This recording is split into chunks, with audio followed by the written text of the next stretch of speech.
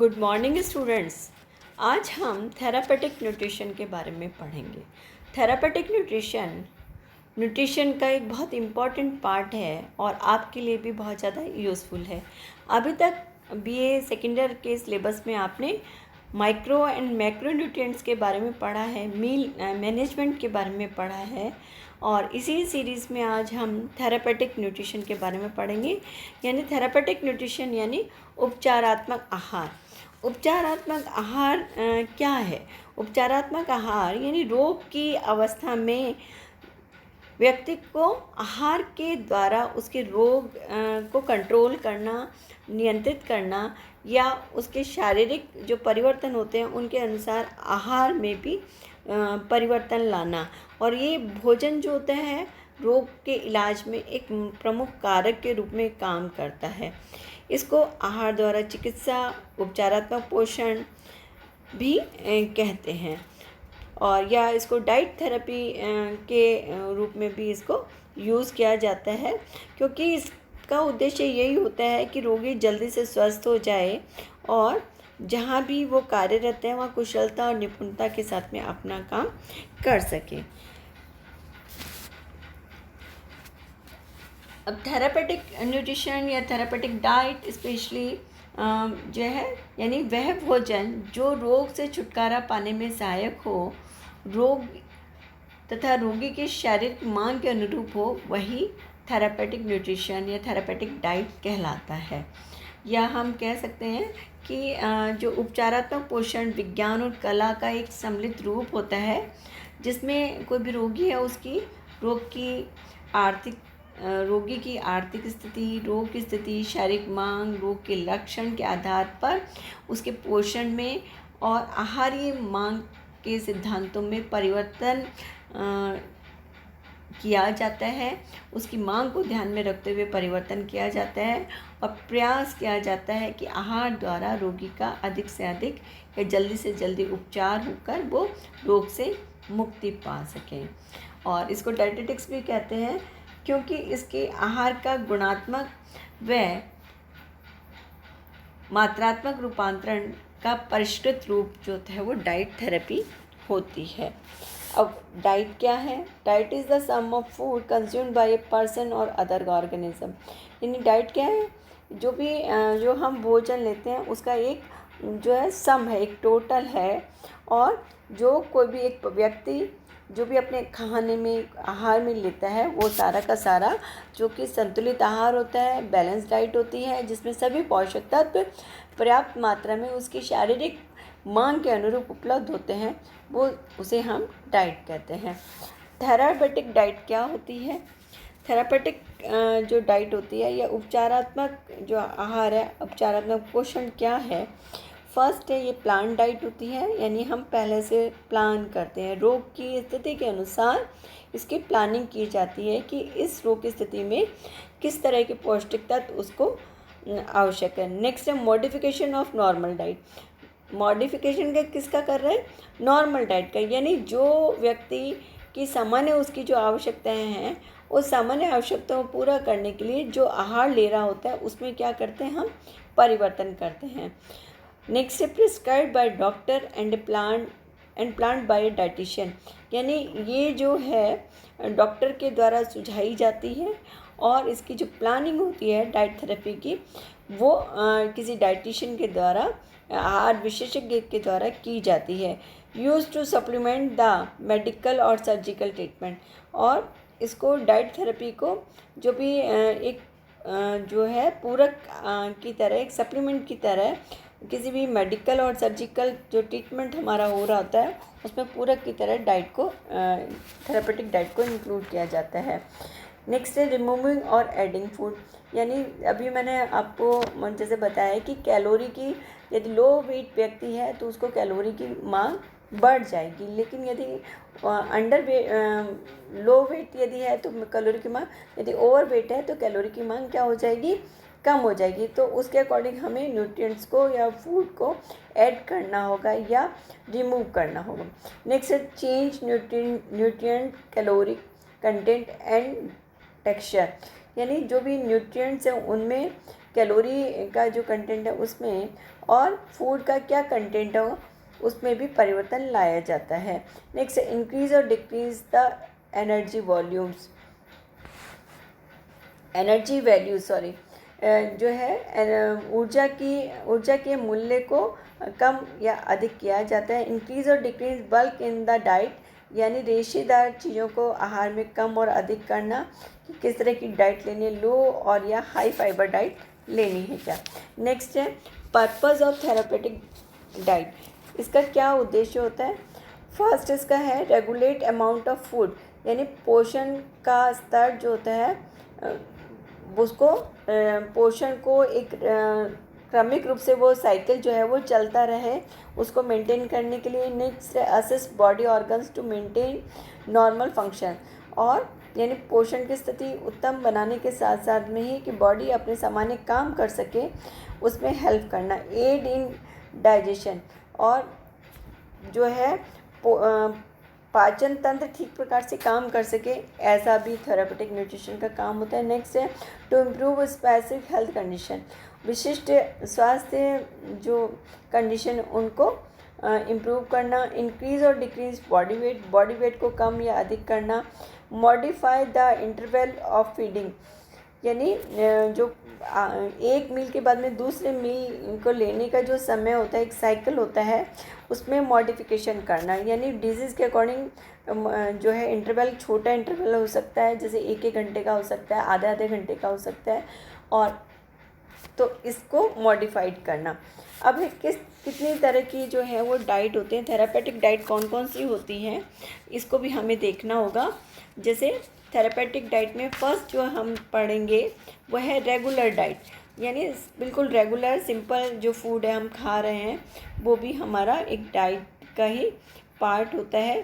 Simple जो होता है नॉर्मल फूड होता है, और सामान्य रोग की स्थिति में इस तरह के खाने को खाया जाता है। नेक्स्ट है लिक्विड डाइट, तरल जो आहार होता है वो कौन सा होता है, इसको अभी हम डिटेल में पढ़ेंगे। नेक्स्ट है सॉफ्ट डाइट, फिर है diabetic diet, caloric diet, calorie control diet, low cholesterol diet, sodium restricted diet, high protein diet, low protein diet, low residues diet, blend diet and low fat diet. तो ये सारी तरह की अलग अलग तरह की डाइट हैं, और बच्चा इसको किस तरह से ले रहा है, व्यक्ति किस तरह से ले रहा है, ये बहुत ज़्यादा इम्पॉर्टेंट होती हैं। और ये इस पर निर्भर करता है कि हमारे जो है शरीर में रोग की स्थिति किस प्रकार की है। फर्स्ट हम बात कर रहे हैं लिक्विड डाइट। न्यूट्रिशनली ये जो होती है बहुत nutritionally inadequate and should only be use for short time of period, ये बहुत ज़्यादा छोटे पीरियड के लिए कम समय के लिए यूज़ की जाती है। इसमें पूरी तरह के पोषक तत्व नहीं होते हैं, और ये इसमें तरल भोजन तभी दिए जाते हैं जैसे जो है मुंह में या जीभ में या होंठ में घाव या अल्सर या इस तरह की कोई प्रॉब्लम हो जाती है, या सर्जरी के बाद में, हार्ट अटैक के बाद में भी ये दिया जाता है। यानी एक्यूट या डाइजेस्टिव या प्रॉब्लम्स होती है, इन्फेक्शन हो जाता है, तब भी दिया जाता है। और कई बार किसी व्यक्ति को वॉमिटिंग या डायरिया ज़्यादा होता है तब भी लिक्विड डाइट दी जाती है। एक्सरे के बाद में भी ये दी जाती है। नेक्स्ट है clear liquid diet. Clear liquid diet में जैसे इसमें water, apple, grapes, fat free diet, liquid diet, plain gelatin, popsicles, ginger tea, coffee आदि इसके अंदर दिए जाते हैं। नेक्स्ट है full liquid diet. Clear liquid diet plus strained soups जैसे cereal, pulses, cereal, fruits, vegetable juice, yogurt, custard, ice cream, pudding, शरबत और एग्नोवा, ये सारी चीज़ें फुल लिक्विड डाइट का पार्ट होते हैं। सॉफ्ट डाइट, सॉफ्ट डाइट किसको कहते हैं, सॉफ्ट डाइट इसको नरम भोजन भी कहते हैं, और ये इस तरह की जो डाइट होती है जिसको आसानी से थोड़ा थोड़ा हम चबा सकते हैं, यानी little chewing and be easy to digest, और आसानी से पचने योग्य आहार हो, उसको हम सॉफ्ट डाइट कहते हैं। जैसे चावल है, कस्टर्ड है, पुडिंग है, दूध है, दही है, या कुछ बॉइल्ड वेजिटेबल्स हैं, ये सारे के सारे कस्टर्ड और पुडिंग में यदि हम ड्राई फ्रूट्स के पाउडर को हल्का सा पीस कर यदि मिला देते हैं, वो हमारी सारी सॉफ्ट डाइट कहलाती है। और ये जो होती है अतिसार, पेप्टिक अल्सर, या जिन लोगों के या एल्डरली पर्सन हैं जिनके मुंह में दांत वगैरह नहीं होते हैं, उनको ये सॉफ्ट डाइट दी जाती है। नेक्स्ट है लो रेजिड्यू डाइट। लो रेजिड्यू डाइट वो होती है जिसमें जिन लोगों में जिनमें रेक्टल या डाइजेस्टिव ट्रैक्ट से संबंधित प्रॉब्लम होती है, जैसे कोलाइटस या डायरिया अधिक मात्रा में पाया जाता है, वो लो रेजिड्यू डाइट को यूज़ करते हैं। और इसमें अवॉइड किया जाता है कि वो जिन फूड में हाई मात्रा में रेशे या रफेज अधिक मात्रा में होता है, वो डाइट सारी की सारी इसमें रेस्ट्रिक्ट की जाती है। जैसे रॉ फ्रूट्स हैं, वेजिटेबल्स हैं, वेजीज हैं, होल ग्रेन है, cereal, nuts, seed beans, peas, coconut and fried food सारे के सारे इसमें। नेक्स्ट है डायबिटिक डाइट। डायबिटिक डाइट या डायबिटीज़ डाइट वो होती है डाइट कंटेन्स एक्सचेंज लिस्ट। इसमें फूड एक्सचेंज लिस्ट को इंक्लूड करता है। Good are grouped according to type nutrients and calories, यानी उस तरह के फूड या वो यूज़ किए जाते हैं जिसमें अच्छी क्वालिटी के न्यूट्रिएंट्स यानी माइक्रो या मैक्रो न्यूट्रिएंट्स पर्याप्त मात्रा में और कैलोरीज हों। और डायबिटीज़ में जैसे जो फूड की रिक्वायरमेंट है कि बहुत ज़्यादा हाई कैलोरी फूड नहीं लेना है या वो फूड नहीं लेना है जिनका ग्लाइसेमिक इंडेक्स अधिक है, तो उनको हम अवॉइड करेंगे। Next low calorie diet. जिन लोगों का ओवर वेट होता है वो लो कैलोरी डाइट लेते हैं। इसमें क्या क्या चीज़ें अवॉइड करते हैं? Butter, cream, whole milk, cream soups, gravy, salad dressing, fatty meats, candy, rich desserts वगैरह। हाई कैलोरी डाइट उन पेशेंट्स के लिए यूज़ की जाती है जिनका अंडर वेट होता है, जो हाइपोथायराइडिज्म या कैंसर की स्थिति में होते हैं, उनको हाई कैलोरी डाइट जो है वो दी जाती है। इसमें जैसे डाइट में एक्स्ट्रा कैलोरी, प्रोटीन या कार्बोहाइड्रेट जो है वो इंक्लूड किया जाता है। नेक्स्ट है हाई फैट फूड, जैसे फ्राइड फूड्स वगैरह, ये सब अवॉइड की जाती है। पेस्ट्री, चीज़, केक्स, ये सारा भी इसमें अवॉइड की जाती हैं, क्योंकि इन सब चीज़ों में इन सब फूड्स में ज़्यादा मात्रा में फाइबर होता है। इसके अलावा जैसे ग्रीन सैलड, वाटरमेलन या बहुत ज़्यादा हाई फाइबरस फूड भी इसके अंदर अवॉइड किए जाते हैं। इसका उद्देश्य यही होता है कि मेटाबॉलिज्म में मदद करना, वज़न सामान्य रखना और भूख को बढ़ाना जो है। और इसमें दूध, शक्कर, मिठाइयाँ, घी, पनीर, मक्खन आदि जो है उन चीज़ों को नहीं यूज़ किया जाता। नेक्स्ट है लो कोलेस्ट्रॉल युक्त डाइट। लो कोलेस्ट्रॉल युक्त डाइट जो होती है जिन फूड में कोलेस्ट्रॉल अधिक मात्रा में होता है, वो सारे फूड जो है वो अवॉइड किए जाते हैं। या use for patient with atherosclerosis and heart disease, यानी जिन पेशेंट्स को एथेरोस्क्लेरोसिस और हार्ट प्रॉब्लम होती है उनको लो कोलेस्ट्रॉल डाइट दी जाती है। और इनके जो डाइट होती है इसमें सैचुरेटेड फैट, जैसे जिन फूड में सैचुरेटेड फूड अधिक मात्रा में होता है, जैसे beef, liver, pork, lamb, egg yolk, cream cheese, natural cheese, इन whole milk, coconut and palm oil products, इन सब चीज़ों को इन सारे फूड्स को लिमिट किया जाता है। फैट रिस्ट्रिक्टेड डाइट या लो फैट डाइट, ये भी जिनको गॉल ब्लैडर की, लीवर, ओबेसिटी या हार्ट डिजीज़ होती है उनके लिए लो फैट डाइट जो है वो इंक्लूड की जाती है। इसमें जो है desserts, chocolate, fried food, salad dressing, nuts, fat आदि अवॉइड। फिर है सोडियम रिस्ट्रिक्ट, इसमें दोनों तरह का होता है, लो सोडियम या लो सॉल्ट डाइट।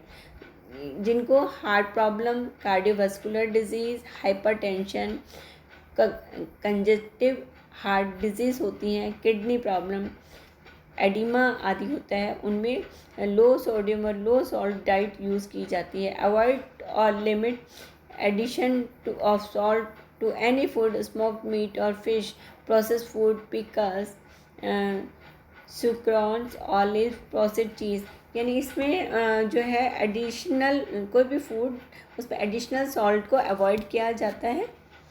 नेक्स्ट है हाई प्रोटीन डाइट।